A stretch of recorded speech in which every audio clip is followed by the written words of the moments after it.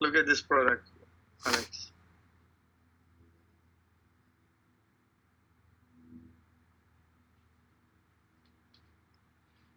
Look here.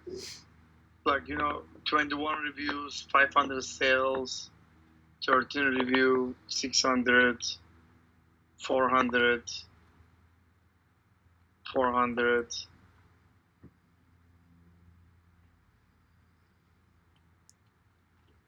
Yeah, you're looking at that right. Low reviews is getting 400 sales, 500 sales, 600 sales. Yeah. Yeah. This one is kind of like advertisement, but it's not that bad. No, not that bad. I'd check checking sales history is always the next step. But yeah, as far as really good demand, that's definitely there. And then level of competition on the reviews side. With lowish amounts of reviews, you can get some sales.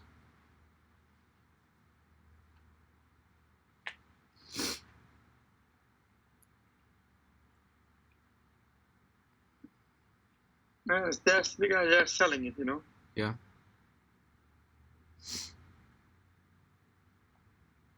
And there's a lot of revenue.